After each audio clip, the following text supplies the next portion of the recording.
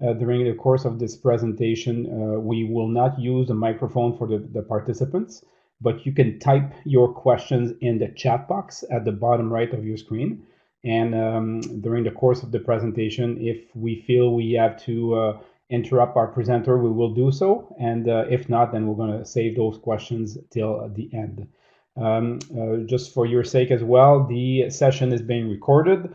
And for those of you who want to review it again, view it again, and take some more notes for a second view, then you could do that. Usually we post the recording on the following day, as well as since we're going to be announcing next week presentation presenters, we're going to open up registration probably tomorrow or Wednesday as usual.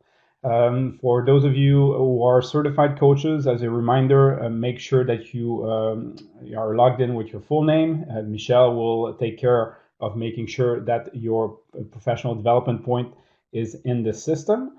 And if you have questions about professional development points, you can send an email to Michelle at coach@baseball.ca. So we've had some awesome coaches so far, lots of generosity, but I think tonight we're reaching the pinnacle of generosity. When I reached out to Martijn a couple of weeks ago to ask him about presenting, my worry was timing. For those of you who don't know, Martijn is in Netherlands and it's 2 in the morning for him. So when we talk about generosity, I think he's been fantastic accepting this invitation tonight. So being in Europe, of course, being at 2 in the morning and accepting the fact that to be up that late to make it this presentation is awesome. So Martijn is a skills acquisition consultant with the Pittsburgh Pirates. Has been involved with the Netherlands Federation as a coach, also with their national teams before, and it's something new. We see more and more people involved in player development, but a little bit more in the field of learning skills, and that's quite refreshing to see an organization spending time and energy in having someone like Martijn involved in their team. And I think we're going to see more and more of those experts moving forward. So Martijn, without further ado, I'd like you to activate your mic. I'm going to stop sharing and we're going to test to see if you can go ahead and share your screen. Can you test your microphone, see if it works well? Everybody hearing me? Yes, sir. Is everybody seeing on my screen?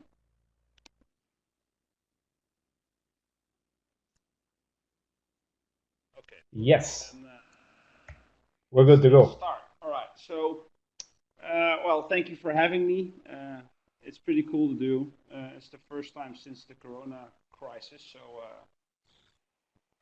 let's go, I would say. So my name is Martijn Nijhoff. You can follow me on Twitter or send me an email afterwards if you have any questions. And I have a company together with some friends. It's called Strength of Skills. And we do a big summit in Florida every fall. So that's the start information. I'm in the field of motor learning and motor control, which means what is motor learning? What is motor control? Well, motor learning is basically what can I do right now? It doesn't matter what age I am. It is what can I do right now? And motor learning, of course, is how do I get better? How do I move more effectively?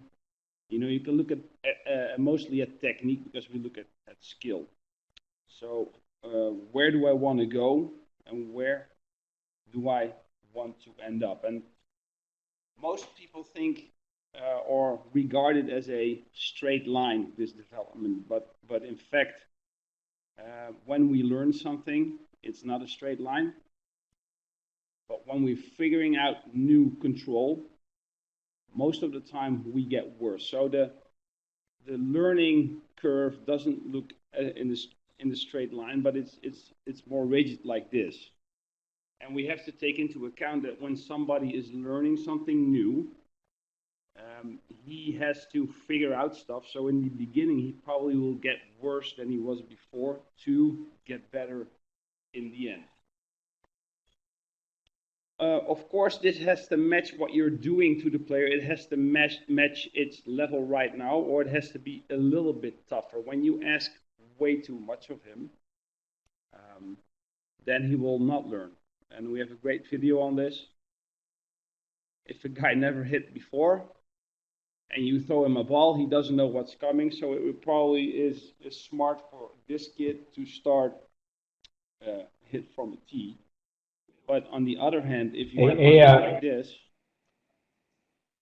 Martin, if I can interrupt you yes. for a second, we don't seem to see your full video. It's kind of halfway in the screen. I don't know if it's only me, but it seems like Michelle also is saying only half of your things here. And I think it's the same for most people, as I see people typing here. Okay. What do we do with this?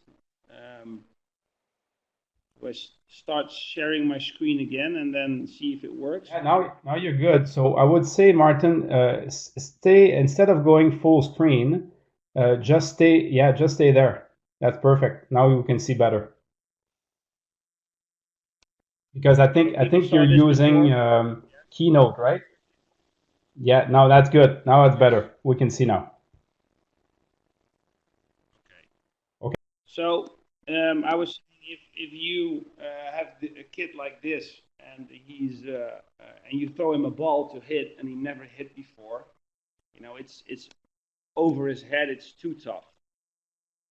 But when you let a kid like this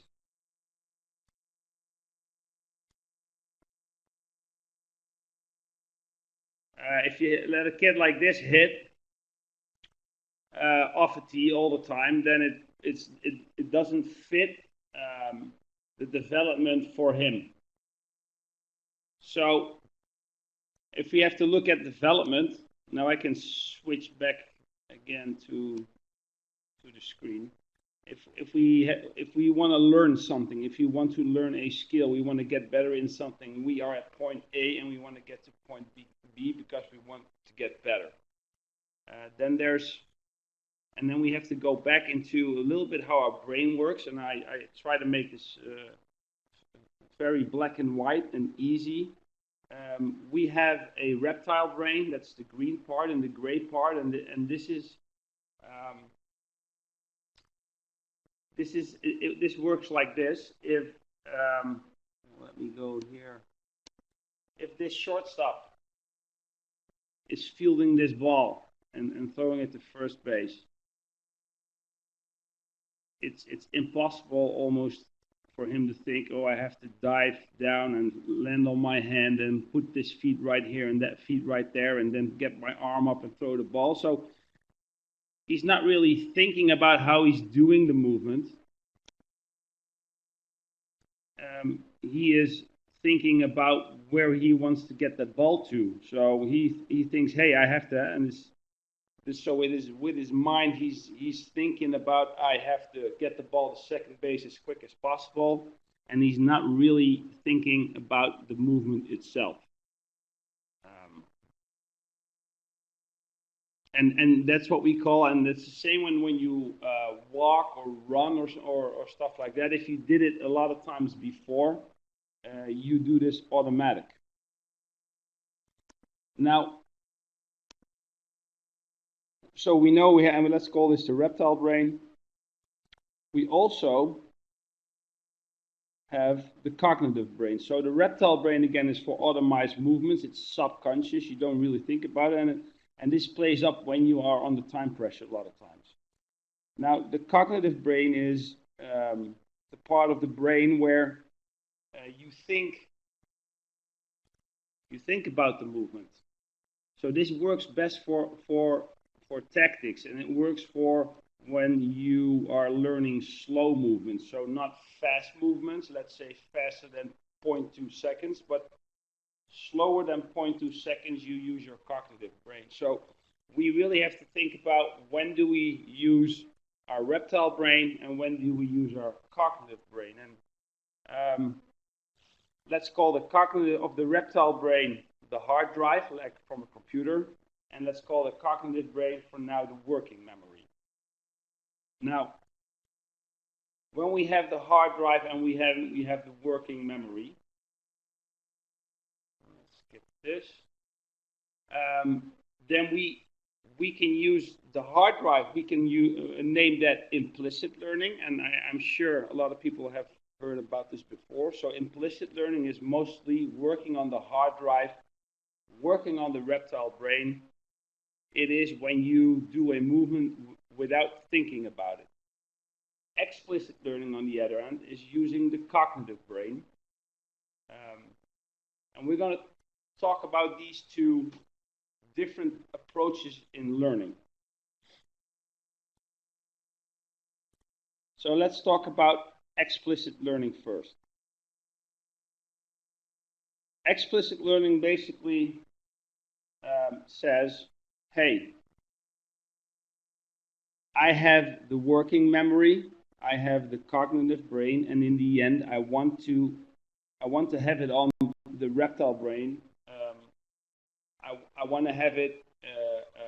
I train a new movement, and if I do this a lot, I hope it goes down to the reptile brain. I press save as, like on a computer, and I hope it's written down to the hard drive. And forms for this are a lot of talking and explaining how to exactly do the movement. So it's a lot about positions and angles of body parts and stuff like that. And I have some pictures here. And I think we all know this, and we all do this a lot. And it's perfectly fine if you do this. But there is a big, I think you call it a catch-22. And I'll show you now. If you only use this kind of teaching method, then there is, we call this the language barrier. And I'll show you exactly what happens. Oh, sorry.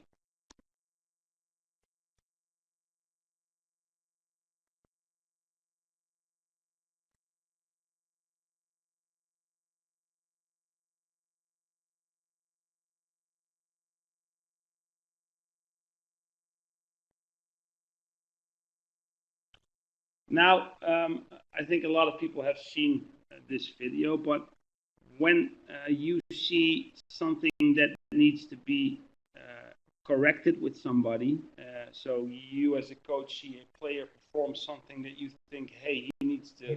Hey, Martijn, I'm gonna interrupt you for a second.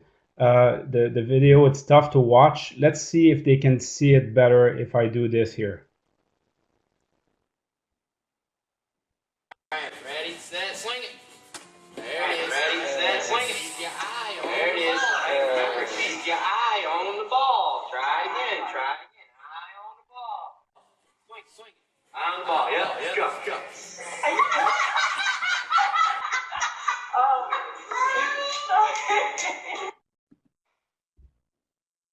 All right, I think that was better. Back to you.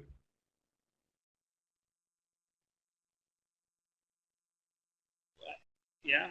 Am I still sharing my screen?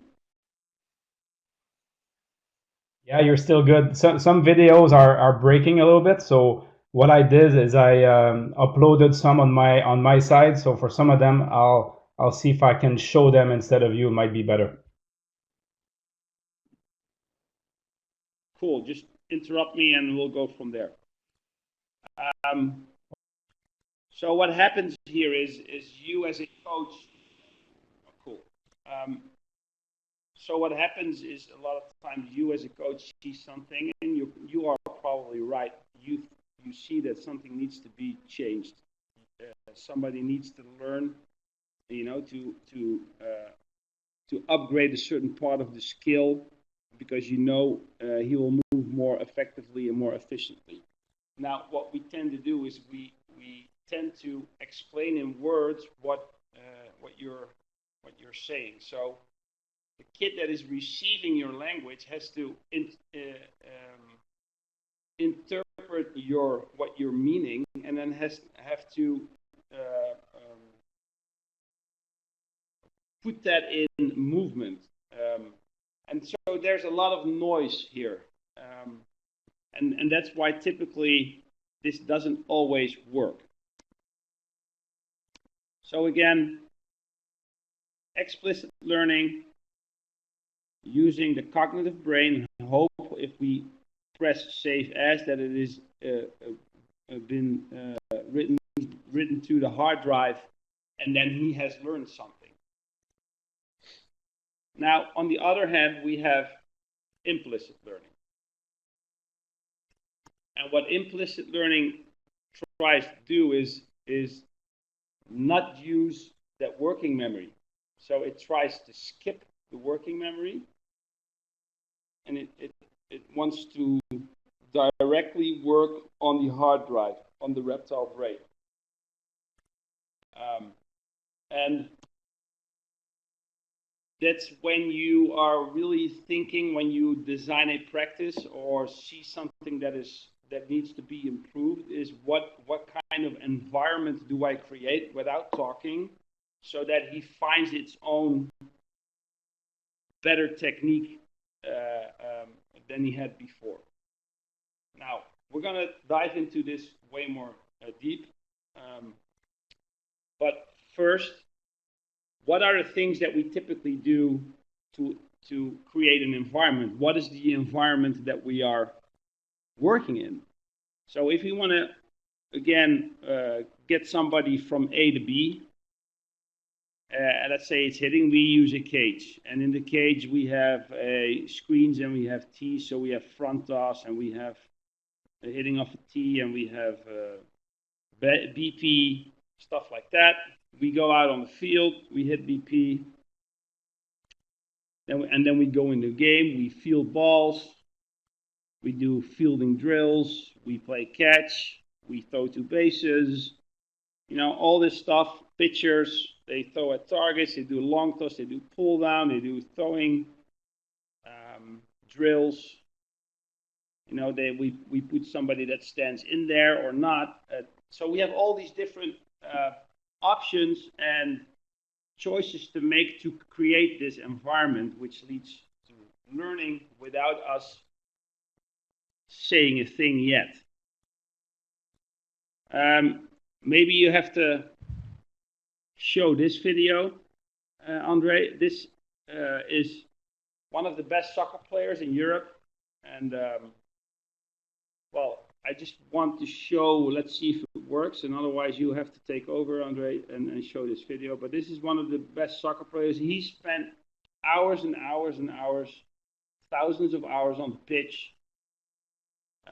He's from Brazil, so they tend to have smaller side games, when there's less room to have ball handling, really be quick and stuff like that, and it looks like this.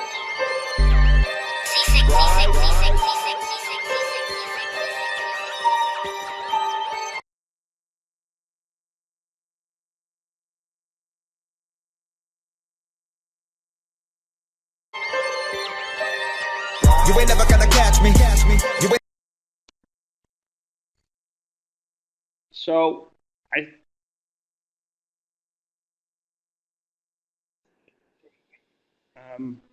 So I would say this guy is an elite athlete, and he's an elite athlete. But when you give him a bet in Every night I might last, never look back, try, but you're never gonna catch me. The elite athlete in the world looks like this.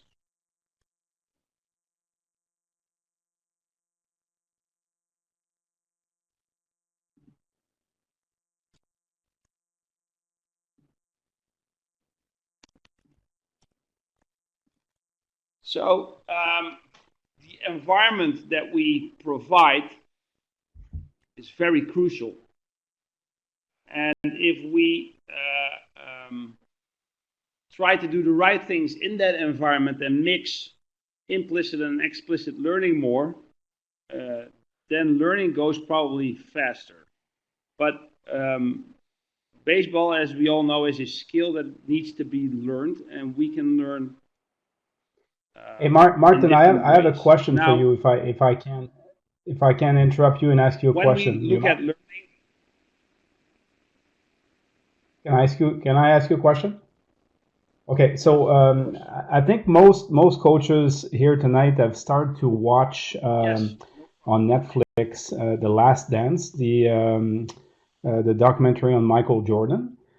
And at some point, Jordan decides to go from basketball to baseball.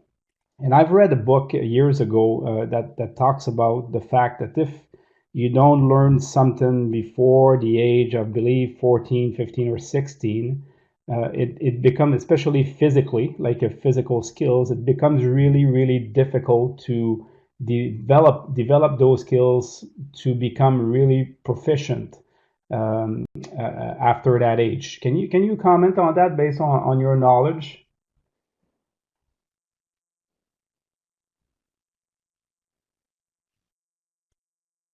Yeah, and I think there's a the book is called Athletic Skills Model, and it talks about sensitive periods for certain parts. Let's say for hand-eye coordination, stuff like that, and so yes, you are.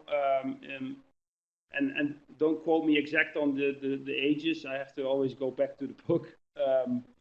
But yeah, there are sensitive periods for certain things,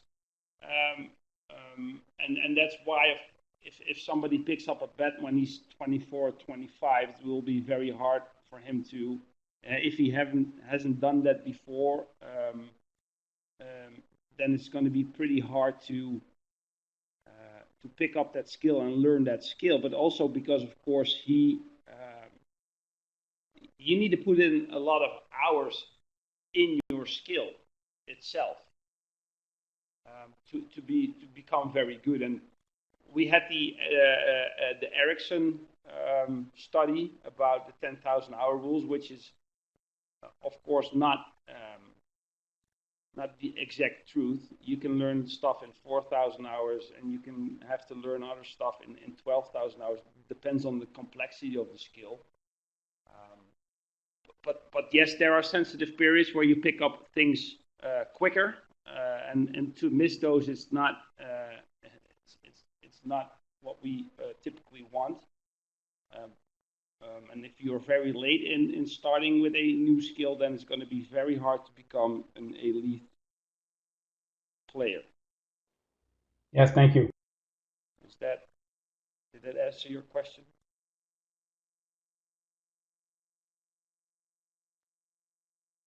Cool.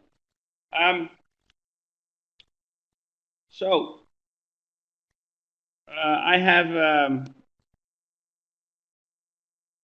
a pitcher here that throws a ball, and I have a hitter here that hits a ball.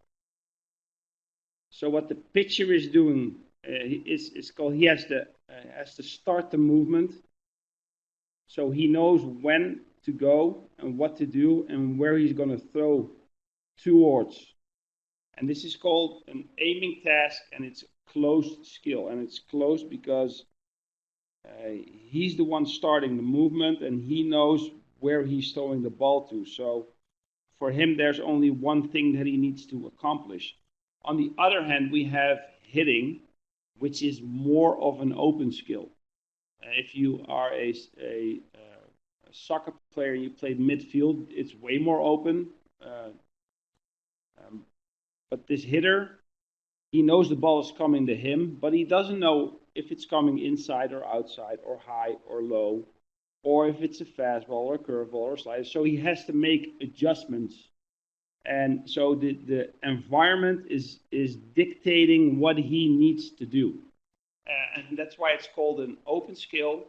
And what he's doing, he's intercepting a object, the ball, and he has to time this to square it up. So we call this an interceptive timing task. Now, let us look a little bit further in the hitting.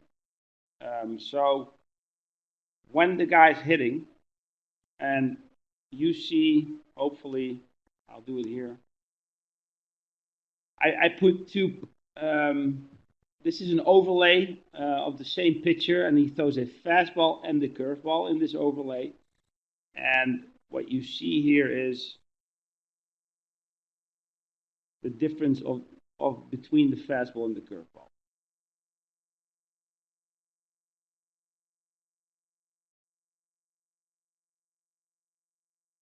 So it's crucial for the hitter to sync up his timing with the ball, and then he has to have his attention here on the release point, because this is where the first information comes free, where he needs to make a decision on. More or less hips before an inside or an outside pitch, more or less bend for a high or a low pitch, maybe some flexion in the knee before he stretches it on a curveball while he's timing the fastball. So there's a lot of stuff going on here. And this is very crucial. So it's an interaction with the environment. And that's why, let's say at the Pirates, or what we do in Holland, and we probably do in Canada as well, is once you attain a certain level and the focus is on learning, then throwing a ball through the middle, the same speed over the same distance, is more feeding your confidence, instead of that you're learning how to make adjustments with your body. So if you want to work on timing, and the pitcher throws the ball the same speed all the time, why don't you use more plates? So I have to always make an adjustment on the timing part. And in that way, just by creating this environment of different plates, I start to work on timing, and I really have to pay attention to the ball and follow the ball and sync up my timing all the time. And this is what we mean with implicit learning on the hard drive, on the reptile brain. Is we create this environment where we don't have to say anything, and he needs to focus really hard on certain stuff without him thinking about positions and all that stuff. Now let us look at how elite, another example, but this time from fielding. How elite are these guys in the big leagues? Martijn, we seem to see only this is like part of your screen. So why don't I think we're gonna try something else here. I'm gonna try to share my screen using your presentation from here to see if it works better. Okay. Okay.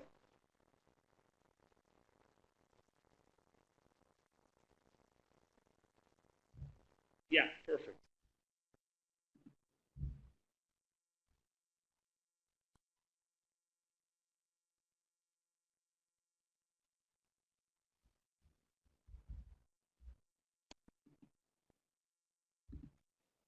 You just need to give me a control of the screen if you don't mind. Just click stop sharing. Yeah, perfect. Okay.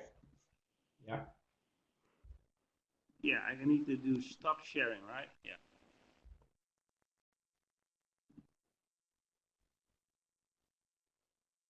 Let me know if you see this better, guys.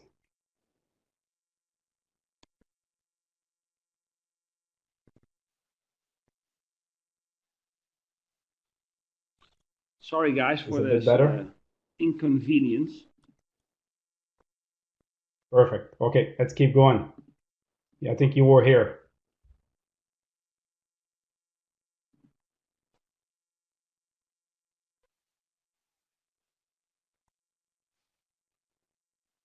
Yeah, so this guy, he hits the ball, and you see that he misses the ball completely. And can you go to the next one, but don't start it yet?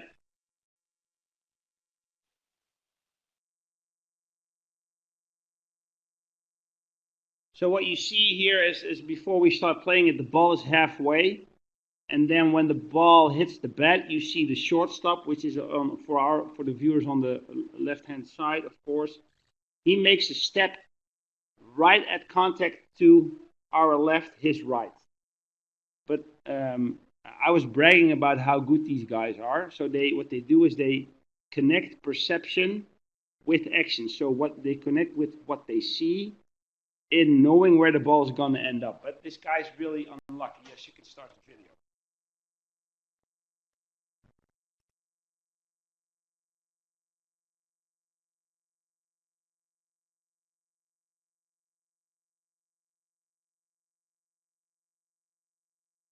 So what you saw is that on contact he steps to the right direction, but because of the bat breaks, he's very unlucky. So if we go to the next video, what you can do in training, and again this is implicit learning, and this is what happens at the Pirates. We have to go forward in this video.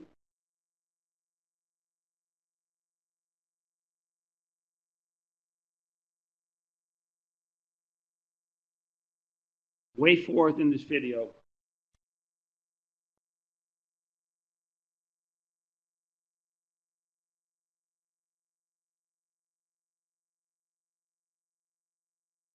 At 2 minutes exactly. Started at 2 minutes.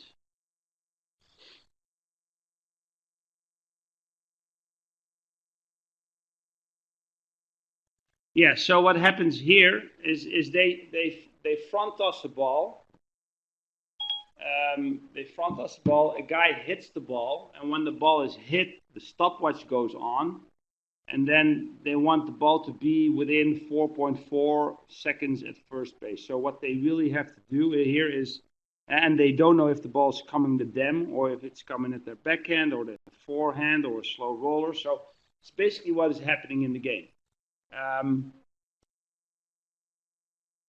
This is, I think, an implicit learning form as well. Does this mean that they don't need to work on short hops or work only on the backhand or only on the forehand? No, of course, they have to do that as well. But we tend to forget things like this, and I think things like this really have the transfer to what is happening in the game. If you go to the next video, what you see here in this next video is they hit different size balls. So they hit a softball, they hit a normal baseball, they hit a small ball, and what it does is, of course, because the sizes of these balls are different, the speed of the ball is different because of that. So you really have to focus on the ball. So again, if you do normal drills, why don't you mix up the sizes of the balls and stuff like that, so then you know that their focus is going towards the ball way more instead of. Excuse me, Martijn. Yeah, Phil has a question.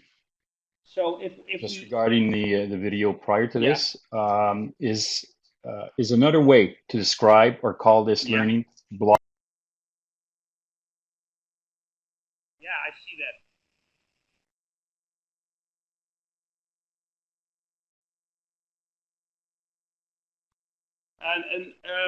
Well, yes, I hear you. That's a very good question, and actually, it's random practice is part of implicit learning, and block practice is more part of explicit learning. So there are multiple ways of practicing for implicit learning. We all have heard of chaos training or differential learning. that is part of implicit learning as well.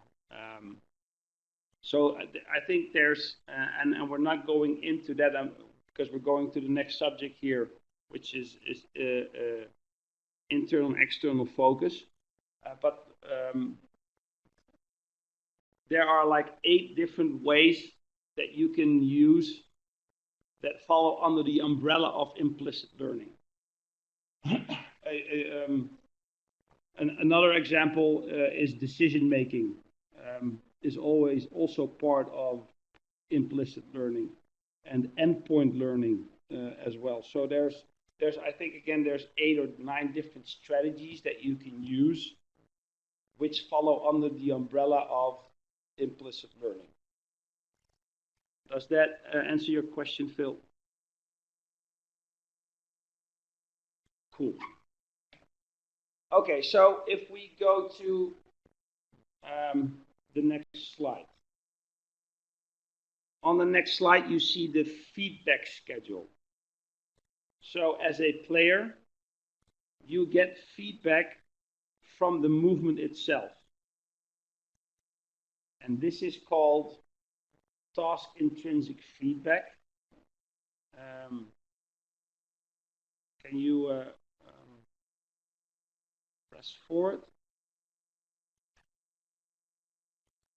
So when you do a movement, when you hit a ball, you feel all kinds of things, right? And the things that you feel, if you press forward,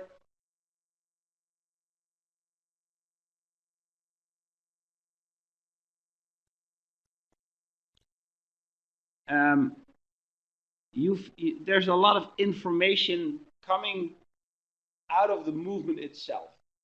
And that is very crucial and vital information for learning. So if you create, again, an implicit learning practice, like random practice or chaos training or differential learning, then the practice probably becomes a little bit harder, but there's a lot of information coming out of the movement all the time, which tells you if you did it right or not. And then you are probably going to make an adaptation to what you want as an outcome. So this is very good, very crucial information that you need to use. If you go to the next slide. So we know that we have task intrinsic feedback. It gives you a lot of information out of the movement, and we can, as coaches, on the other hand, the augmented feedback can do 2 things. We have 2 choices. We can provide knowledge of result information, and we can provide knowledge of performance information. The knowledge of result information is about what is the perceived outcome goal that we want to reach. And by doing this, you create mostly an external focus with the player or within the player. And we see this in the next video.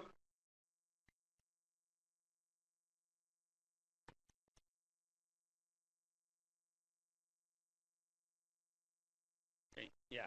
So what we want this guy to do is we want for him to extend through the ball. And by hanging a cord in front of him that he just barely can reach if he really extends his arms after contact, then he knows that after contact that he needs to keep going ahead and stretch his arms to get there. So this creates, without us telling him what to do, we tell him, okay, after contact, make sure that you hit the cord.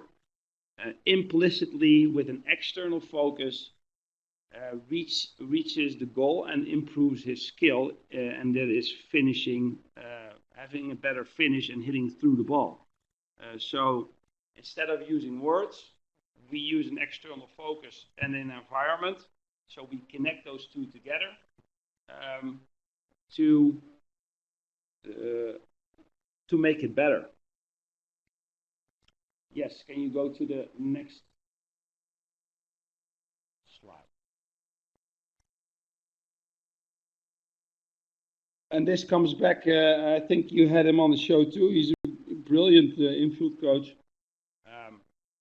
And what he does here is he just shows you what to do and tells him, okay, throw the ball the.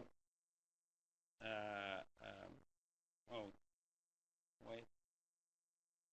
Can you go to minute 4:10?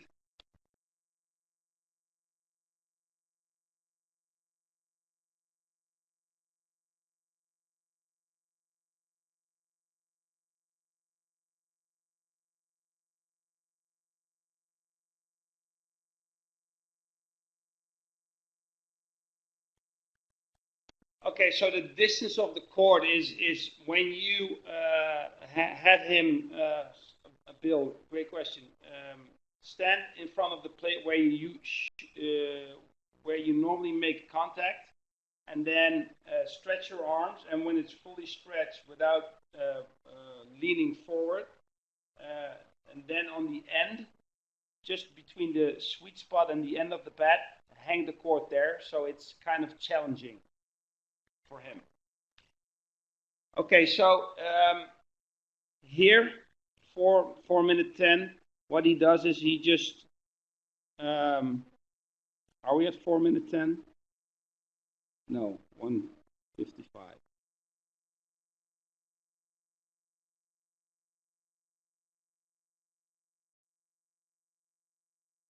So yes, right here. What he does, he just shows them what to do. He's showing them what to do, and then telling them, okay, throw it to second base. And he's not telling them exactly what to do. So he shows them,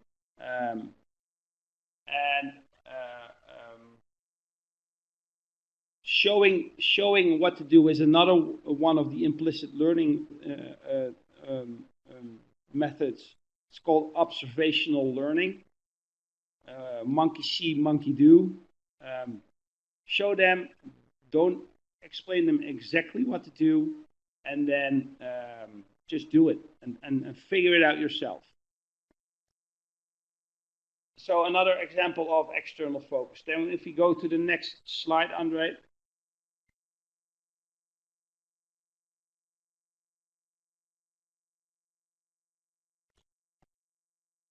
Yes, the other thing that we can do is internal focus, which is called knowledge of performance. And this is where, and this is more the explicit learning, again, is using the cognitive brain. This is where we give feedback and we talk all the time.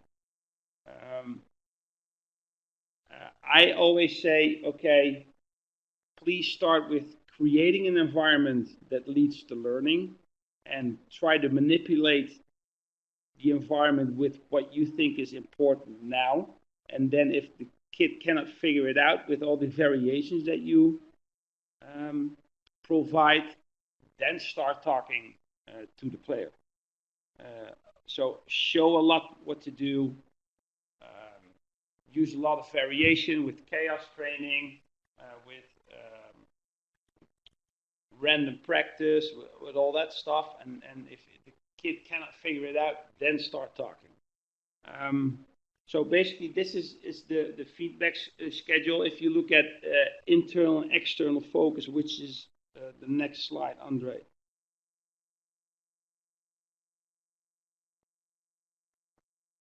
Okay, so you can focus on the arms. Hey, bring your arms here. Focus on the arm with pitching, or get it up right here, or focus on where you need to have your wrist in fielding. So it's feedback about body parts that steers their focus of attention on their own body parts while doing the movement. Now, on the other hand, we have external focus, and that is focusing on the bat, or hit the ball at the sweet spot, or I want the ball to go on this angle off the bat, or okay, my release point is over my head, so I'm missing high at the catcher. I can also say, okay, you're aiming at the catcher's mid and you're missing high all the time. Why don't you aim at the front of home plate? So my arm gets more extended in a late launch position. You're saying the same thing, but with totally different words. In fielding, counting the bounces of the ball, so you stop thinking about what your feet are doing or what time you have to go down or not. I think implicitly we all do these things all the time, but if you know a little bit more about what is what, you can attack the problems probably a little bit more efficiently. Now, great video on this. Next video.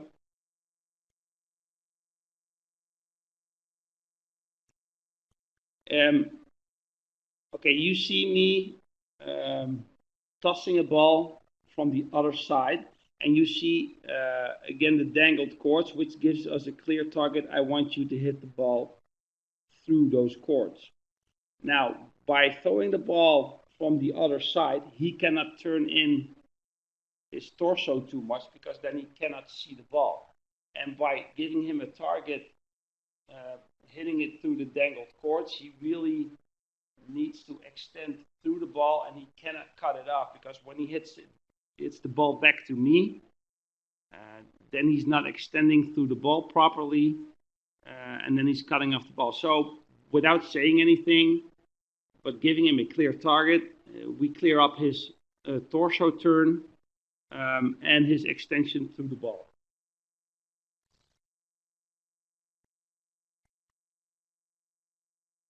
So this is playing with implicit learning and external focus.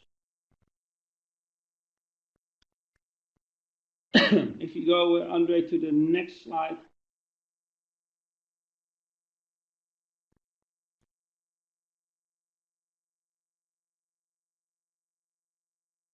Here you see a little bit of chaos training as you see different dangled cords, and we're throwing a ball almost at his ass that he needs to hit in the side of the netting.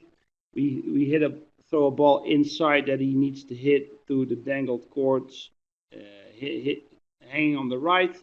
If you throw the ball through the middle, he needs to hit it straight back.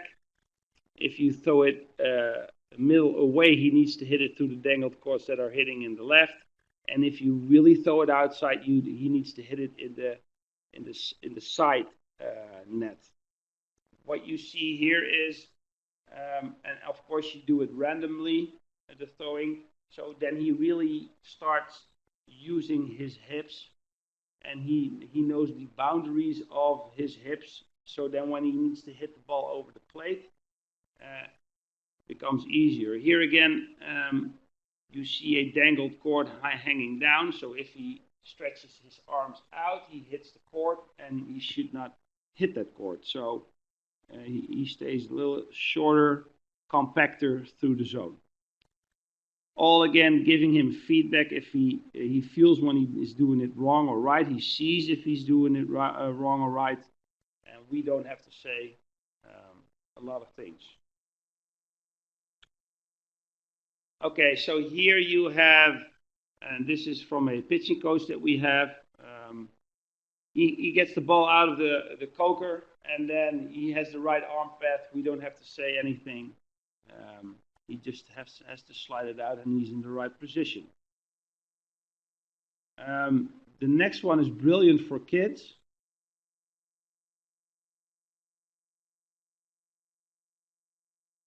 So if you're a very young kid and you're in a squash room, why don't we hit all these different things and see if we can get as much points?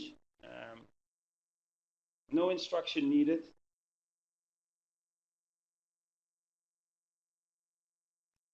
And that is where, of course, stuff like it's in the next slide, the V-flex that people use.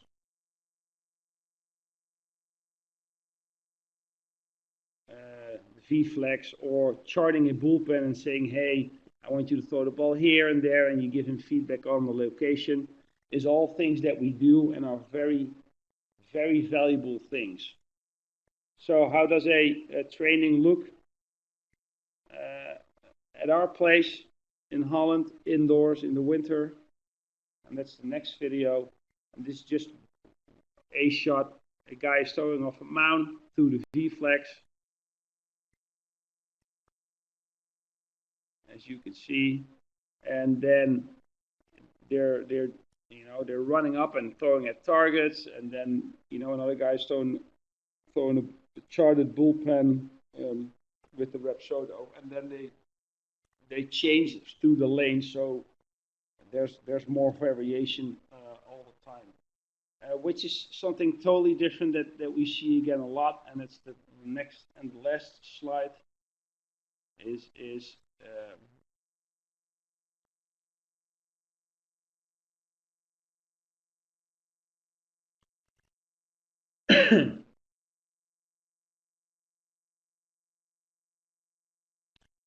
so this guy is throwing the ball, and there's not a clear target, not a clear external focus. So this is a perfect example of how you create an environment where people start thinking internally all the time. And yes, you can do this with kids that are just starting to play, because they're in a different part of their development.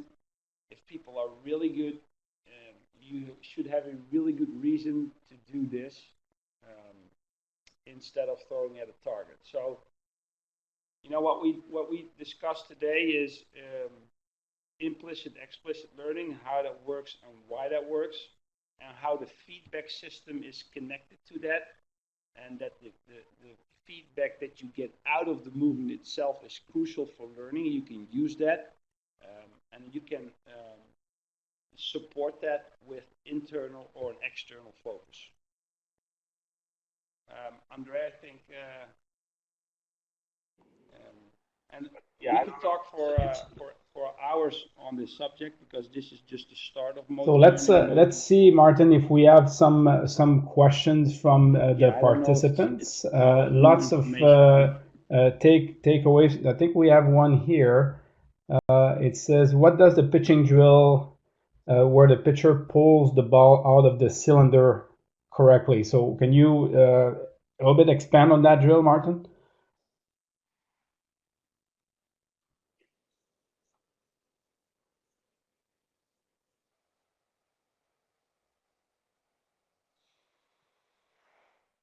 Yeah, you see a lot of times that the arm swing goes outside of their, how do you call it, their drive line. This is where drive line gets their got their name from. So you want to stay in the drive line of going home. Any other questions? Behind your back, and the cylinder takes you right into that position. I think we got a couple of people typing. I think for me, some of the takeaways while people are typing questions, seems like we do have the tendency as coaches to overcoach, to tell players too much based on what you're telling us tonight. And then some of my takeaway one was like, let them figure it out before we intervene as coaches. I think could be a best practice. Let them find solutions through some of the chaos training that you mentioned earlier. And I think I got a question here from Tony. How long does it take for these skills to become natural, like the other skills that are more naturally reptile?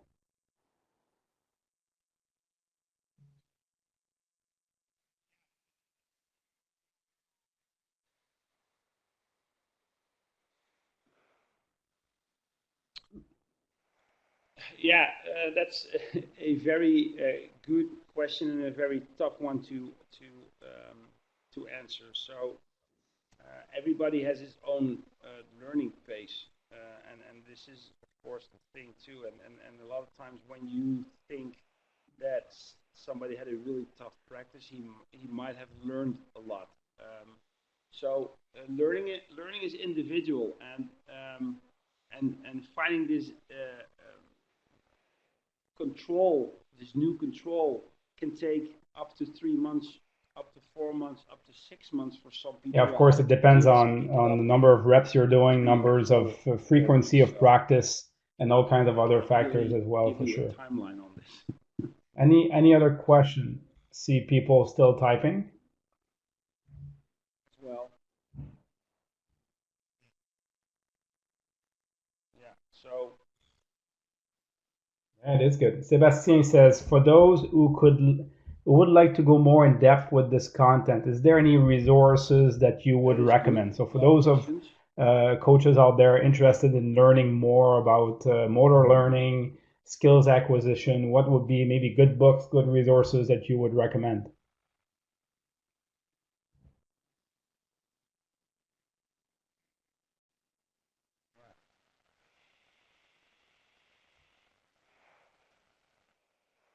The first one is Internal and External Focus from Gabriela Wolf. This is the most researched thing in the motor learning and motor control science scene. It's pretty easy to read too, but then from there too, the next one would be from Joan Vickers, Decision Making, Quiet Eye in Sports. And my favorite, but this is also because he's my mentor, is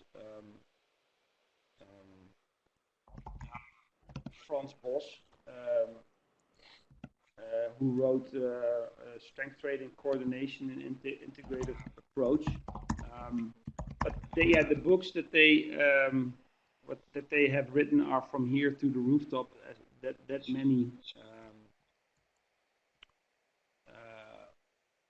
That many researches have been done in this field. So yeah, if you dive into this, a whole new world will open for you. I think Andre's not sure how you just said. How you type is how you pronounce his last name. I think it's like this, right? Okay.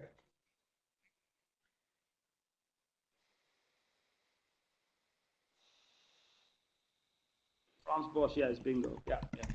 He actually just wrote a new book. It's coming out in English. It's already in Dutch. It's very good, but it's very tough to read. The first book was Gabriela. Internal, External. Maybe you can type. Gabriela. Maybe you can type it. Maybe you can type it, Martin. There you go. Gabriela Wolf. Yeah, she's German with.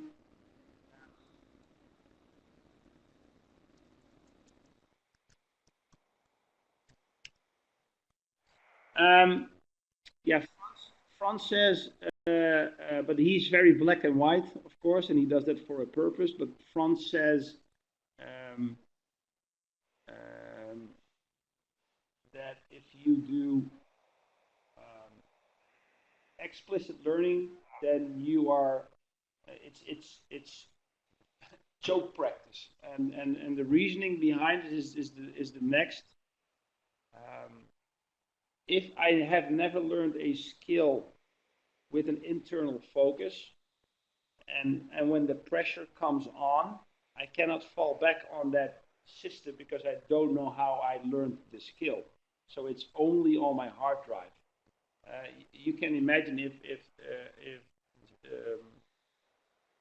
the anxiety goes up, we start to doubt ourselves and we start to think, oh, how? Well, I'm gonna close this great hour here. I've read something recently. It says when your reptile brain freaks out, it means that you are in the right place. So that tells you that I think that's a good summary of what Martijn shared with us tonight, in the sense that if your athletes are not comfortable in their learning, sometimes it means that they are at the right place, and it means also that they might acquire the skills at a better rhythm than others at some point also. So that being said, I want to really thank Martijn for being up at 3 a.m. to talk to us. I think it's very important that we spend a little bit more time on teaching and learning. I think it's an aspect of our game that we neglect a little bit too much, and I encourage you guys to get more information on it so we become better coaches and we accelerate the learning also on our athletes. I'm just going to show you here. Give me just a second, just to introduce next week.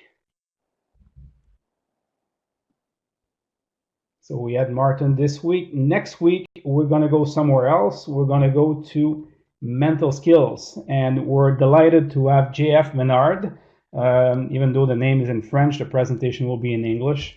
JF is a mental performance coach. If you've heard before of Michael Kingsbury, world champion in ski, if you heard of Tessa Virtue, Olympians and gold medal winner in figure skating. If you've heard of Laurent Duvernay-Tardy, who's a Super Bowl champion with the Chiefs, and if you heard of a lady with the name of Dicker, who's a world champion in boxing, and many other Olympians and high performance athletes, well, JF is their mental coach. He's been also involved with Cirque du Soleil as well, as a mental coach as well. So you guys gonna have a blast next week. JF will be with you guys and answer all your questions, but also share his knowledge, especially dealing with confidence, knowing our sport is often linked with failure. JF will give you all kinds of tools to help your athletes out to become better with self-confidence and to bounce back after some failure or some non-success situation. So guys, thanks a lot. It's been awesome. Martin, thanks again for being with us. And for those of you out there, again, we welcome you again to join next week for another Hot Stove with Baseball Canada. Thank you all, and go to bed, Martin. Well deserved.